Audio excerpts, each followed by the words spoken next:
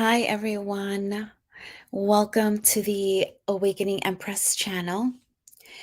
I am Diana.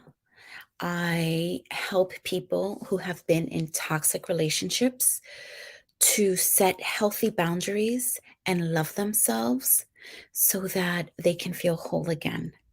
I am also a certified Reiki master, energy healer, and today's video I want to talk about releasing the past so that you can make space for the present. And so, with that, I will be sharing 3 very important tips on how you can accomplish that. And the first tip or step is that your past does not define who you are today. When we allow our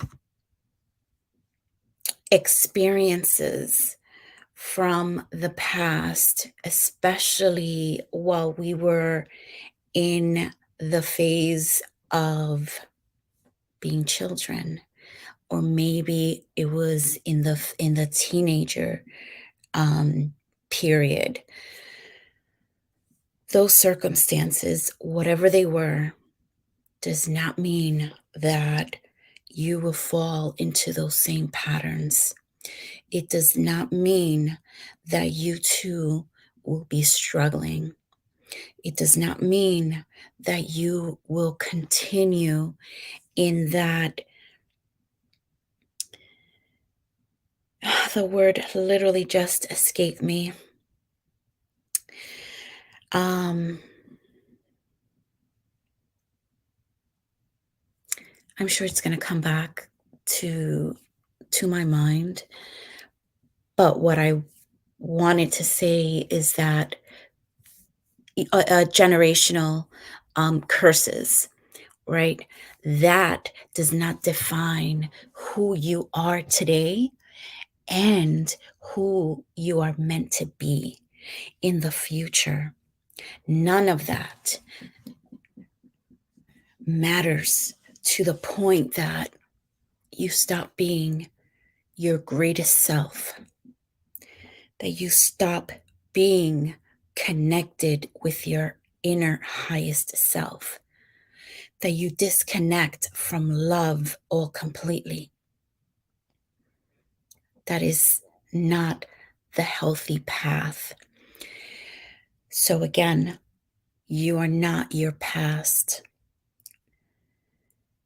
Anything that happened to you while you were growing up, in whichever phase that those challenges, or maybe the abuse, or the neglect, the abandonment, those are all things that if you have not started your healing journey, you can do so today. You can get help. You can get professional help. You can hire a coach, someone who's going to help you work and heal and bring to the surface all of those traumas that you have been keeping bottled up. And so when you do that, you free yourself. You free yourself mentally. You free yourself spiritually. You free yourself physically, and just in so many other ways that then after you do that, there's this whole other life that is waiting just for you to make that first step in healing, in thinking that you are worth it, because you are. If nobody has told you, I am telling you with all of my being, with my highest self, I am telling you, you are so worth it, but you have to believe it. It doesn't matter how many times you may hear it, unless you believe it, you won't embody that. And so your past does not define who you are today and who you can become in the future. Point number 2 is that when we start working on our inner child, on our traumas that we experienced, on those wounds that just affected us so deeply, that had us making choices that were not for our highest self, that were not in our best interest at heart.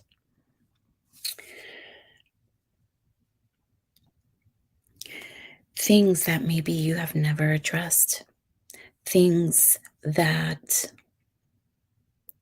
maybe you didn't remember until today, until last week. When those things come up, and I have a whole chapter just on inner child healing in my upcoming book, because without healing, you cannot become your best self. You will continue living in this shadow, in a facade, which doesn't allow you to be authentic, to be your best, abundant self. And so when those wounds come up, we address them. And not in a way where you're going to get beaten down, because that doesn't work, but in a way that whatever it is that you have been holding, that you haven't been able to just bring it up and actually vocalize it.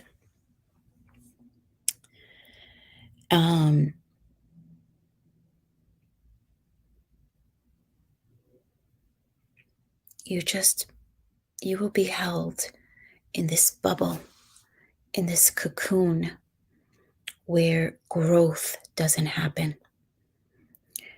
And so again, it's important to release the past, to not allow those circumstances to define who you are meant to be.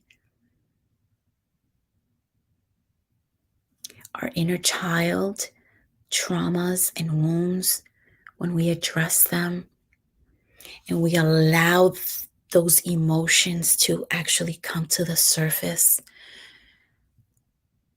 and you discuss it, you write it down on a journal, on a notebook, and just be open to releasing all of that has been keeping you down.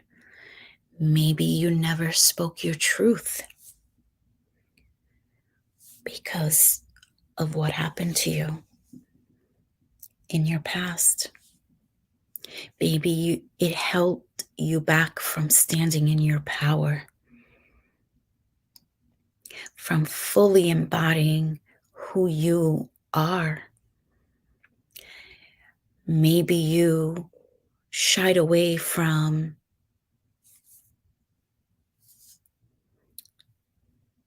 conversations that may really allow you to see who you really are. So again, don't let your past or your circumstances define who you are today, who you're meant to be. Maybe you were born um, in a single parent home, and then maybe you became a single parent. But that doesn't mean that the same challenges that your parent went through, that you have to experience. It could be a completely different experience. And even your child, the experience that your child will have, it will be different. As we raise our awareness, so we change our parenting style. We can't parent the way our parents raised us. It doesn't work in this new era that we live in. It doesn't. And so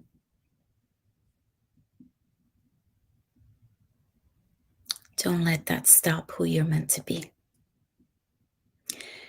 And that brings me to my last and third point. And it's that you are a child of the Most High God.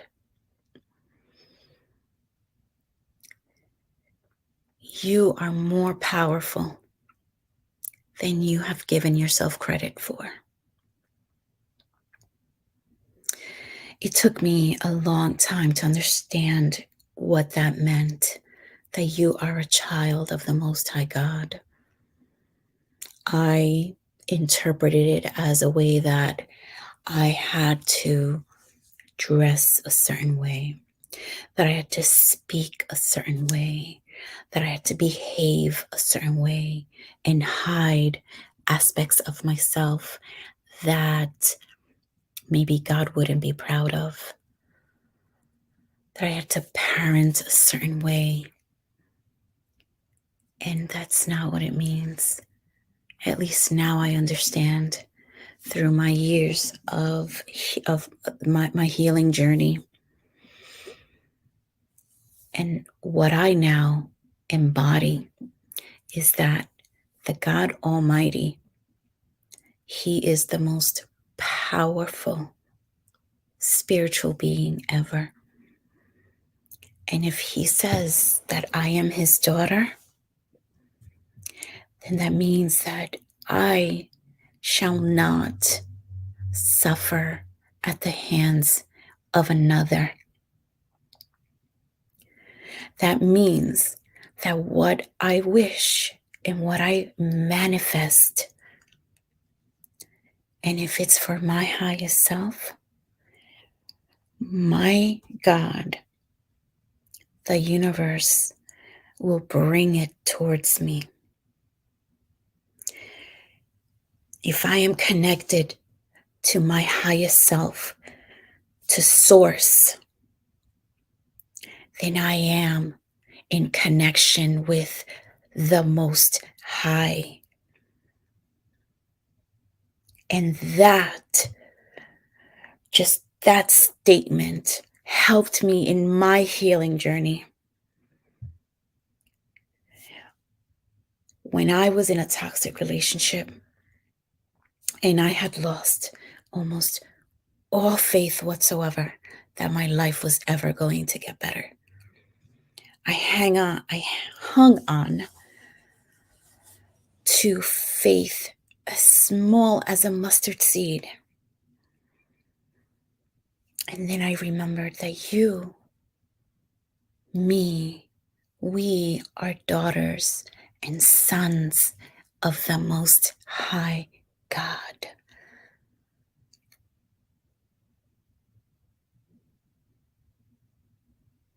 Our enemies will not prosper. They will not win if we don't allow them to. And our enemies does not have to be physically people. It could be our mental health. It could be what we carry in our hearts.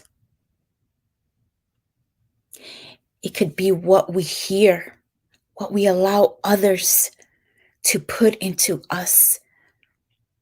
Instead of words of faith, it could be words of condemnation. And that is what we must stop. We must not allow or give that permission to hold a power over us. And so when we release that, when we release the hurt, the pain, the wounds, the trauma, the toxicity, then we allow space for what is magnificent, for those magical blessings that He is waiting to pour onto you.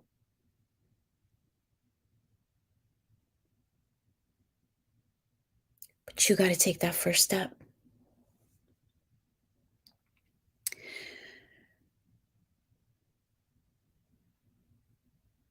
Think of a bottle. And unfortunately, I left my water bottle in the bathroom because I was blowing out my hair.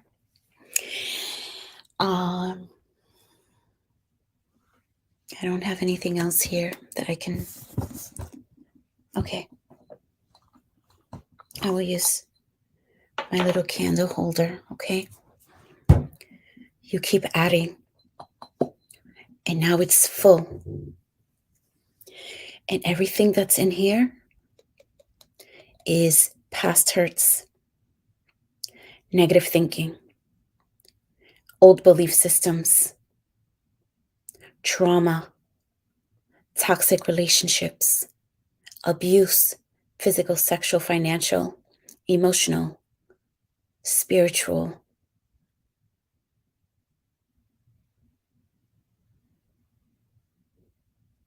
People speaking negativity over us, envy, hatred, low self-esteem.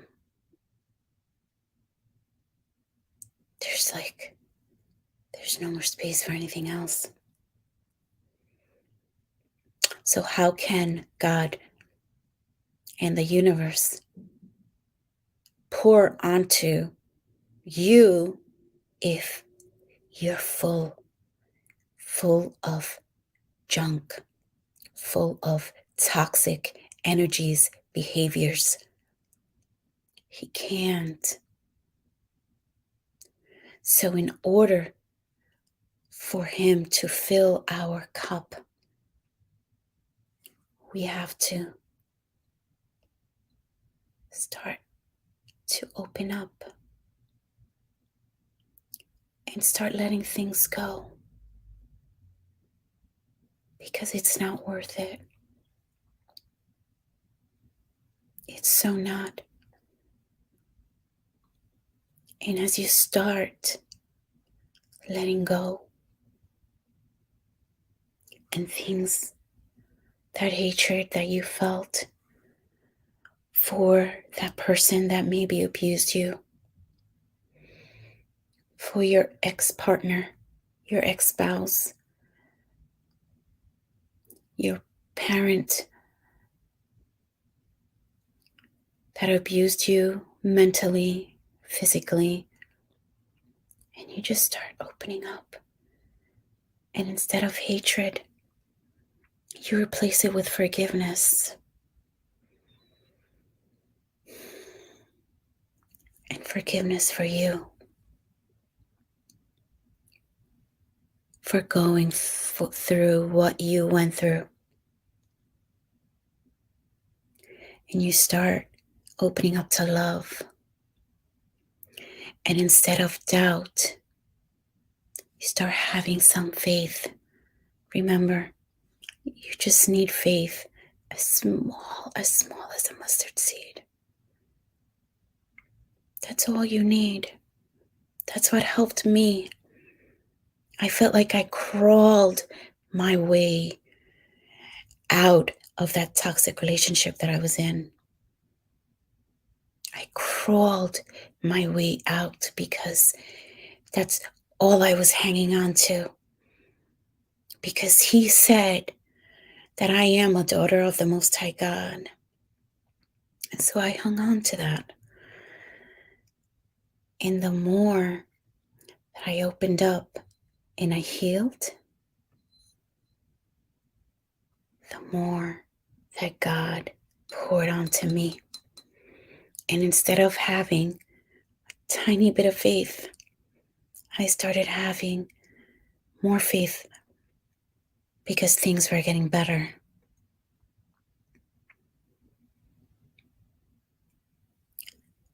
And that's how you start.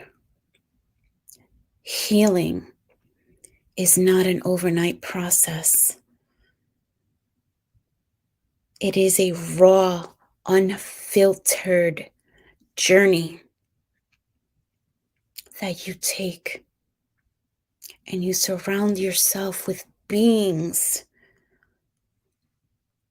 who are not going to do this to you, who are not going to judge you, who are not going to look down on you, who are going to shame you. No, no, no, no, no. You make space again for those that God puts on your path because they're meant to help you. They're meant to be a part of your healing journey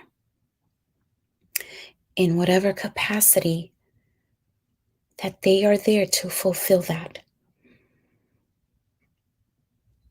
And then your cup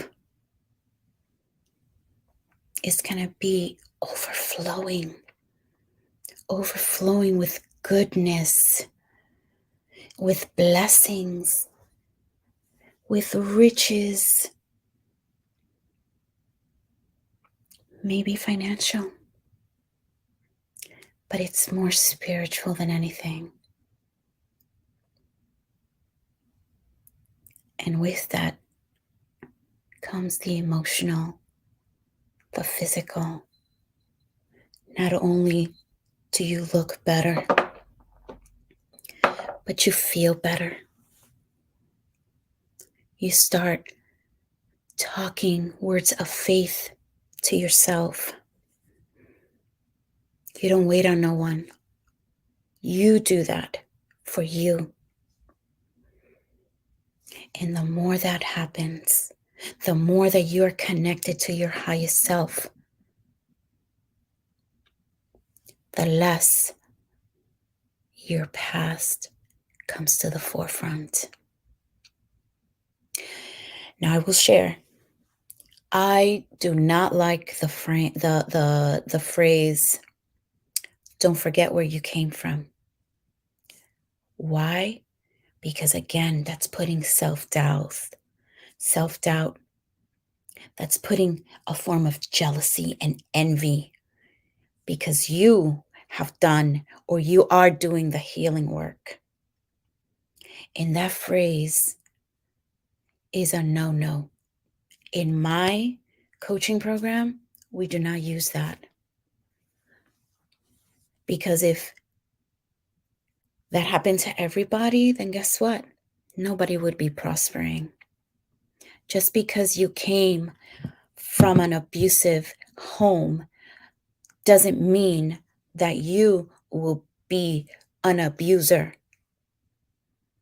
If you came from a home of poverty, that doesn't mean that you will be in poverty, that your children will be in poverty. No. That's why I don't like that phrase. Oh, don't forget where you came from. Well, gee, thanks for reminding me where I came from. That's how I see it. You can take it as you please. But when you're in a healing journey, it is imperative to use words, to listen to phrases that are going to build you up and not tear you down. because that phrase that I just mentioned, that's what it does. It's to bring you down a notch. Why? Why, if you're healing? Why, if you're living your best, abundant, authentic life?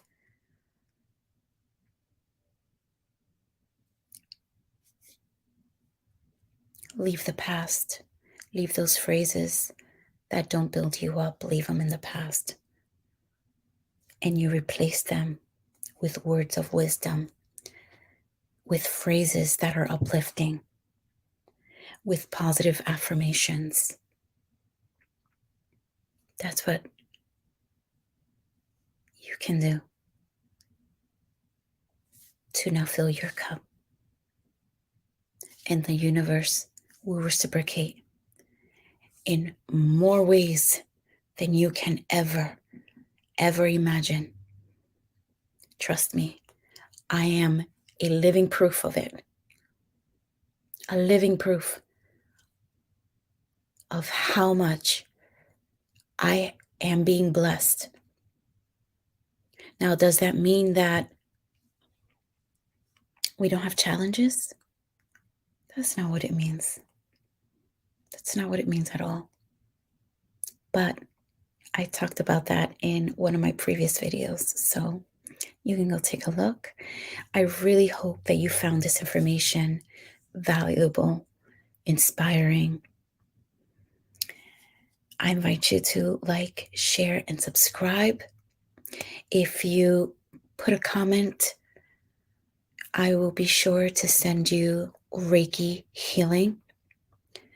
It works in a distant manner. It works if we are physically in front of each other. And it's very powerful. And so I thank you for watching. And I'll be sending you love and light. Namaste.